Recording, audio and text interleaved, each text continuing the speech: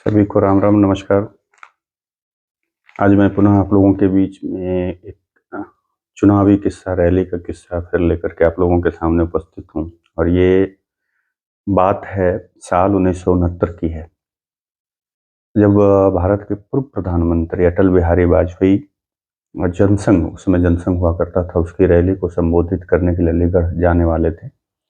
तो था क्या कि वाजपेयी जी, जैसा हम लोग सभी लोग जानते हैं और जैसा पढ़ने को मिलता है, जैसा जानने को मिलता है, या उनके पुराने इंटरव्यू को देखिए या संसद भवन के उनके भाषणों को देखिए, तो उस हिसाब से समझ में आता है कि मतलब और ये कही जाती है कि वाजपेयी जी वाक्पटुता में माहिर थे और हाजिर जवाबी के लिए माहिर थे। उनके चुटीले अंदाज लोगों को गुदगुदाने को मजबूर कर देता था, हंसने को मजबूर कर देता था। तो आज उसी का एक छोटा-सा कड़ी जो है आप लोगों के सामने साझा करना चाह रहा हूँ, क्योंकि आज मैंने फिर एक कहानी जो पढ़ी है। जब वाजपेयी जी अलीगढ़ आए थे तो एक्चुअली क्या था कि उस समय चुनावी और आज का चुनाव कैसे धनबल का हो गया, लेकिन उसमें धनबल का चुनाव नहीं हुआ करता था। तो जैसा कि उसमें ये भाजपा के जो वरिष्ठ एक नेता हैं सुरेंद्र अग्रवाल जी, वो बताते हैं कि उसमें वाजपेयी जी के पास 2 कुर्ते और 2 धोती, यानी 1 जोड़ी धोती और 1 जोड़ी कुर्ता था, जो कि अलीगढ़ पहुँचते-पहुँचते दोनों गंदे हो गए थे। मतलब दोनों कुर्ते और दोनों धोती जो है गंदे हो गए थे। और उसके बाद क्या है कि जब अटल जी जनसंघ के जिला अध्यक्ष शिव हरि सिंघल के रघुपुर स्थित घर में रुके थे। वहाँ जनसंघ के जिला अध्यक्ष हुआ करते थे शिवहरि सिंघल। उनके घर पे वाजपेयी जी रुके थे, जो कि उनका घर रघुपीरपुर स्थित में अवस्थित था। और यहीं चुनाव प्रभारी और गोरखपुर के तत्कालीन सांसद केएल गुप्ता भी रुके हुए थे। उस समय के जो तत्कालीन गोरखपुर के सांसद थे केएल गुप्ता, और वो चुनाव प्रभारी भी थे, वो भी वहीं रुके हुए थे गोरखपुर।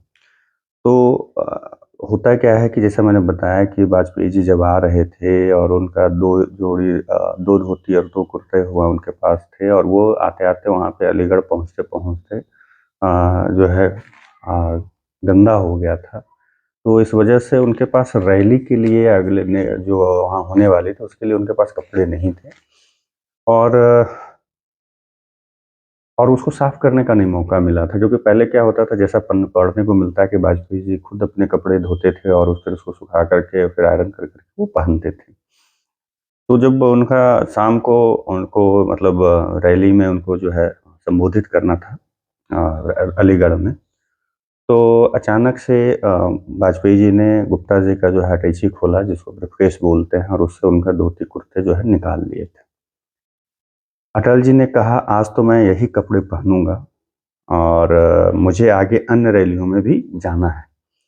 यह देख केएल गुप्ता भी बोले कि उन्हें भी अलीगढ़ में ऊपर कोट पर रैली करनी है। केएल गुप्ता जी का भी उस समय वहाँ रैली होने का कार्यक्रम था, और वाजपेयी जी का भी रैली का कार्यक्रम था। तो वाजपेयी जी तो केएल गुप्ता जी का जो है धोती कुर्ता उनके अटैची से निकाल लिया था, जिसके बाद वो कह रहे थे कि ये कुर्ता, यही धोती कुर्ता पहनूंगा और मुझे आगे भी रैलियों में जाना है। जिसके बाद कि केएल गुप्ता जी कहते हैं कि मुझे भी ऊपर कोट में रैली करने जाना है, और वह जैसा केएल गुप्ता जी उनको कहते हैं कि वो अपना धोती कुर्ता हरगिज नहीं देंगे।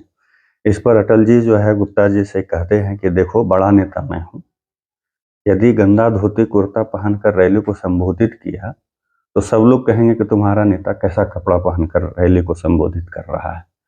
इस तरह से केएल गुप्ता जी को उन्होंने कहा, इससे तुम्हारी भी बेइज्जती होगी और मेरी भी होगी। इससे होगा क्या कि तुम्हें भाई जहाँ तक कहेंगे कि बड़े तुम्हारी पार्टी के बड़े लीडर यहाँ पे भाषण देने आए और ये महिला कुचैला पहन कर के यहाँ पे रैली में भाषण दे रहा है, तो इससे भाई तुम्हारा भी बेइज्जती होगा, मेरा भी बेइज्जती होगा। इस तरह से उनको जो है वो एक तरह से समझाने का प्रयास किया। और ऐसे भी तुम्हारी जो रैली है वो शाम को है, मेरे धोते कुर्ते को तुम धो लो, सुखा लो और वही पहन कर तुम चला जाना, या धुला कर पहन लो और वही पहन कर करके तुम चले जाना अपने अपने रैली में। और गुप्ता जी जो थे कि वो माने नहीं। वो वो कहते हैं कि कहते हुए बाथरूम चले गए कि धोती कुर्ता तो वह खुद ही पहनेंगे, वो हरगिज नहीं देंगे। मतलब एक होता है ना, जैसे कि बुदबुदाते हुए केएल गुप्ता जी बाथरूम की ओर बढ़ते हैं, जब ये सब बोलते हैं तो एक तरह से वो पूरा एकदम चिढ़े हुए जैसे एक व्यक्ति होता है कि चिढ़ जाता है, उसी तरीके से उस अंदाज में वो बोलते हैं कि नहीं, मैं धोती कुर्ता तो मैं ही पहनूंगा और मैं हरगिज नहीं दूंगा। ये कहते हुए क्या है, वो बाथरूम चले जाते हैं। और इसी बीच में अटल जी क्या करते हैं कि जो उन्होंने उनके अटैची से जो कुर्ता धोती को निकाला था, उस धोती कुर्ता को पहनते हैं और हँसते हुए निकल जाते हैं। जब वो बाथरूम में केएल गुप्ता जी जाते हैं और वाजपेयी जी जो है इधर पहन करके हँसते हुए निकल जाते हैं। जिसके बाद वहाँ जितने भी लोग मतलब जनसंघ से जुड़े हुए लोग जो वहाँ पे आए हुए थे, कार्यकर्ता या समर्थक जो भी थे, वो खूब जोर से जो है ठहाके लगाने लगते हैं वाजपेयी जी के इस चुटीले अंदाज पे, ये मजाकिया अंदाज पे। जिसके बाद मतलब केएल गुप्ता जी जो बाथरूम में जो थे, वो भी जोर से हँसने लगते हैं। तो वाजपेयी जी का जो अंदाज था बहुत निराला था, अनोखा था। उनका भाषण की शैली अनोखी थी, बोलने की शैली अनोखी थी और जो भाषण करते थे, वो बस सुनने को ही मन करता था। उनके बहुत सारे किस्से हैं।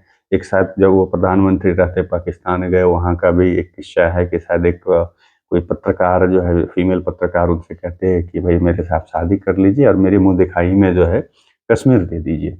जिस पर वाजपेयी जी कहते हैं कि हाँ ठीक है, कश्मीर तो दे दूंगा, मैं शादी भी कर लूंगा, लेकिन मुझे दहेज में पूरा पाकिस्तान चाहिए। जिससे कि वहाँ पे जितने भी पत्रकार पूरे देश विदेश के जो भी मौजूद थे, और वाजपेयी जी के साथ जो डेलीगेट गया था और पाकिस्तान से भी जो लोग थे, वो बड़ा हंसने लगते हैं, ठहाके लगने लगते। तो इन सब अंदाज के लिए वाजपेयी जी जो है बहुत प्रसिद्ध थे। उनके चुटीले अंदाज और हाजिर जवाबी मजाकिया अंदाज, और उतने ही वो जो थे विनम्र, सरल और सहज और गंभीर व्यक्तित्व के मालिक थे। तो ये किस्सा 1969 का आप लोगों से साझा किया मैंने। कैसा लगा आप ज़रूर कमेंट करके बताइए। अगर आपको अच्छा लगा, थोड़ा-सा भी अच्छा लगे, तो ज़रूर लाइक कर दीजिए, सब्सक्राइब कर दीजिए और फिर अगले वीडियो में मिलते हैं। तब तक के लिए जय सिया राम।